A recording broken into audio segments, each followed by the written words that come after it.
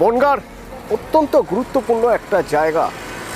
আচ্ছা, কল্যাণী শুনলে আপনি কি বলবেন বলুন তো? মানে কল্যাণী নামটা কিভাবে এসেছিল জানি আপনি বলবেন সেই ডক্টর বিধানচন্দ্র রায় তার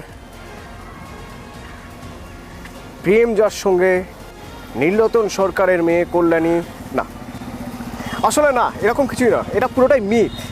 ডক্টর নীলরতন সরকারের যে চার কন্যা তার মধ্যে কারো নাম কল্যাণী নয়। কল্যাণীর সঙ্গে এই কল্যাণীর কোনো সম্পর্ক নেই। তো এবার কল্যাণীর তাহলে ইতিহাস কি? কল্যাণীর সঙ্গে বরং নাম রয়েছে রুজভেল্টের, মার্কিন প্রেসিডেন্ট রুজভেল্টের। তাহলে একটু খুলেই বলি। দ্বিতীয় বিশ্বযুদ্ধের দামামা বেজে গিয়েছে। কলকাতা থেকে মোটামুটি 50 কিলোমিটার দূরে একটা জায়গা প্রয়োজন, যেখানে মার্কিন সেনাবাহিনী এসে স্ট্র্যাটেজিক্যালি থাকবে, ঘাঁটি গাড়বে, তাদের জন্য হাসপাতাল, তাদের জন্য থাকার জায়গা। প্রায় 50টা মতো গ্রাম নদীর ধারে নিয়ে তৈরি হলো রুজভেল্ট নগর। যেহেতু পরিকল্পনা ছিল প্রেসিডেন্ট রুজভেল্টের, তাই রুজভেল্ট নগর। তো এরপর বিশ্বযুদ্ধও শেষ, সেনারাও চলে গেল আমেরিকায়, রুজভেল্ট নগর পরিত্যক্ত হয়ে রইল। তখন এই রুজভেল্ট নগরে আগাছা ভর্তি জঙ্গল। নতুন করে ডক্টর বিধানচন্দ্র রায়ের মনে হলো যে একটা প্ল্যান্ড সিটি বানানো যায়। পরিকল্পনা হলো এবং নাম দেওয়া হলো কল্যাণী। কল্যাণীর শুরু এখান থেকে। তো এই কল্যাণী ভোটের মুখে কি ভাবছে, কি মাথায় রেখে ভোটের লাইনে দাঁড়াবে, তা জানতে আমাদের আজকের হটস্পট কল্যাণী।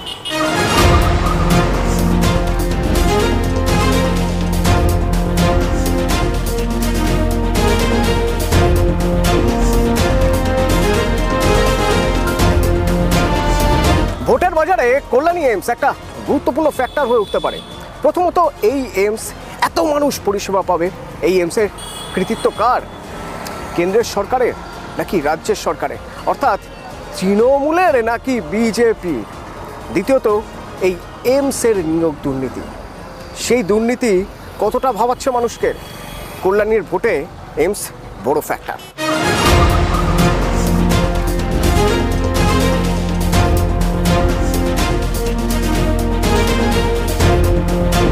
আপনার তো সমস্যা নেই, রাস্তাঘাট তো বেশ ভালো নাকি? না না, কোনো সমস্যা নেই, রাস্তাঘাট ভালো, কিন্তু এখন অনেক গাড়ি ফাড়ি বেরিয়ে গেছে, তো আমাদের বাজারটা খুব একটু ডাউন হয়ে গেছে।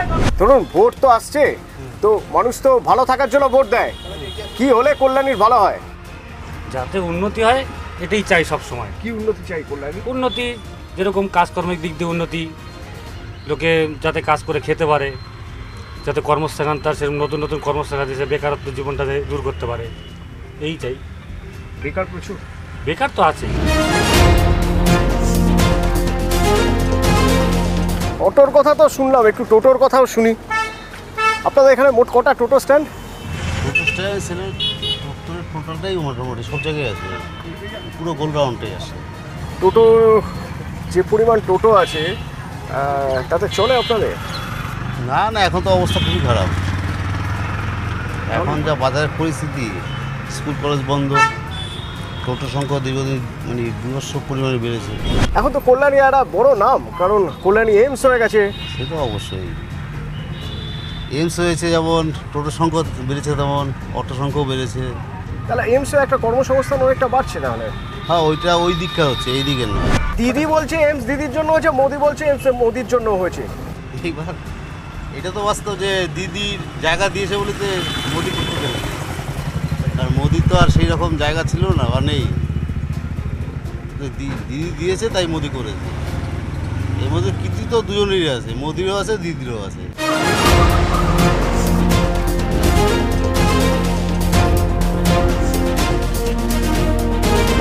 বনগাঁ লোকসভার মধ্যে পড়ছে আপনাদের কল্যাণী। তো এবার বনগাঁ লোকসভার ভোট নিয়ে মানে সারা দেশের মানুষ যারা রাজনীতির চর্চা করেন তারা ফোকাস করে রেখেছেন। কেন না? মতুয়া ভোট। আমার প্রশ্ন হচ্ছে, কল্যাণীতে তো সেই ফ্যাক্টর নয়, কল্যাণীর মানুষ কি ভেবে ভোটের লাইনে দাঁড়ান? কল্যাণীর মানুষ কিন্তু পঞ্চায়েত ভোট দেয় না, যেহেতু এটা মিউনিসিপ্যালিটি। বলছে মিউনিসিপ্যালিটির ভোট দেয় কে দাঁড়িয়েছে দেখে, সিম্বলে দেয় না। লোকসভায় দেয় সিম্বল দেখে, কারণ সেখানে দিল্লির মসনদ যেটা, সেটা তো দেশের সর্বশ্রেষ্ঠ পদ। তাহলে একটা দেশ যদি ভালো থাকে, আমরা সবাই ভালো থাকবো, তাহলে সেখানে কে গদিটা বেশি ভালো সামলাতে পারবে সেটা ভেবেই দেয়। প্রার্থী ম্যাটার করে না। অবশ্যই না, লোকসভা ভোটে অবশ্যই প্রতীক ম্যাটার করে এবং প্রধানমন্ত্রীর আসনে কে থাকবে সেটা আরও বেশি ম্যাটার করে। কল্যাণী এইমস হয়ে কি কিছু কর্মসংস্থান হলো? না, আমাদের তো কোনো খবর আসে না। দেখুন, ওখানকার এমসে তো ওখানকার নিজস্ব লোকাল পাবলিকেরই আগে চান্স। আমরা তো এমসের অনেক বাইরে। আগে আমরা কল্যাণীতে সাইকেল ফ্যাক্টরি দেখেছি, উড ফ্যাক্টরি দেখেছি, কেয়ার স্টিল দেখেছি। আজকের দিনে দেখুন সেগুলো সব জঙ্গল হয়ে আছে। মেন তো আগে কল্যাণীর লোকেদের আগে চাকরিটা হওয়ার দরকার। কল্যাণী না, তাহলে চাকরি হবে। হ্যাঁ, ফ্যাক্টরি হলেই চাকরি হবে, ফ্যাক্টরি না হলে চাকরি হবে না।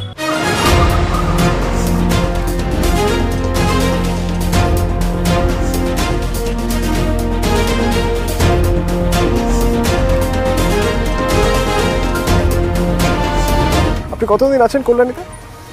আমি আছি 28 বছর। 28 বছর। 28 বছরে কল্যাণীর কোনো পরিবর্তন দেখলেন? পরিবর্তন বলতে এখন যে পরিবর্তনটা দেখতে পাচ্ছি যে প্রচুর সংখ্যক লোক আসছে। আগে আমরা আমাদের কল্যাণী যে শান্ত নিরীহ যে কল্যাণী ছিল সেটা খুব তাড়াতাড়ি বদলে যাচ্ছে আর কি। আপনি বলছেন লোক আসছে, তার মানে তখনই কোনো সিটিতে বা কোনো জায়গায় লোক আসে যেখানে কর্মসংস্থান থাকে, যেখানে কাজের সুযোগ থাকে। তাহলে বলছেন এখানে কাজের সুযোগ আছে?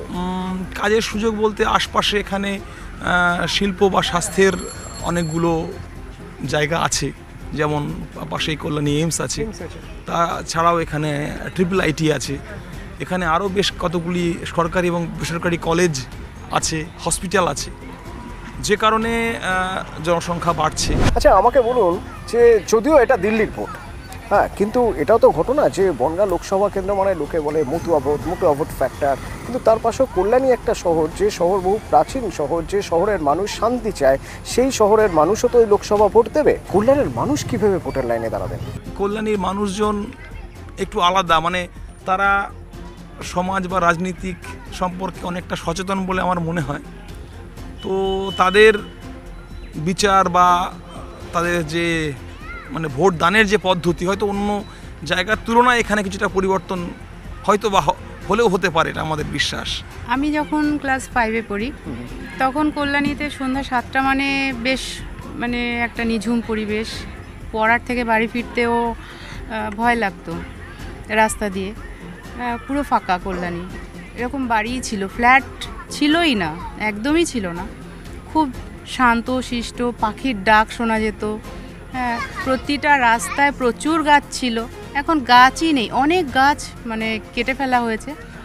প্রচুর বাড়ি, ফ্ল্যাট বাড়ি বানানো হয়েছে, লাইন দিয়ে ফ্ল্যাট বাড়ি বানানো হয়েছে।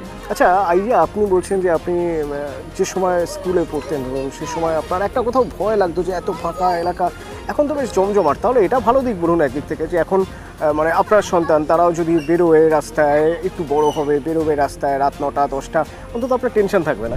ভয় ছিল না, ভয়টা এরকম ছিল কি কোনো জন্তু জানোয়ারের ভয়, মানে এইরকম ভয়, যে মানুষের ভয়টা ছিল না। এখন মানুষের ভয় হয়। রাত 10টার পরে যদি আমি আগে ফিরতাম তাহলে মানুষের ভয় যে কেউ হয়তো আমাকে মানে আমি আক্রান্ত হতে পারি, এই ভয়টা ছিল না, এখন হতে পারে। কল্যাণীর মানুষ বিশ্বাস করেন যে এই বনগাঁ লোকসভা কেন্দ্র থেকে যিনি জিতবেন তিনি গিয়ে কল্যাণীর যে সমস্যাগুলোর কথা বললেন আপনি, সে কথাগুলো দিল্লিতে গিয়ে বলবেন? এটা যে জিতবে তার ওপরে কি বলবো, একটা দায়িত্ব। আমি বলবো, বলার পরে করবে সেরকম না। আমি যখন জিতেছি তাহলে আমার করণীয়, এটা আমার করতে হবে।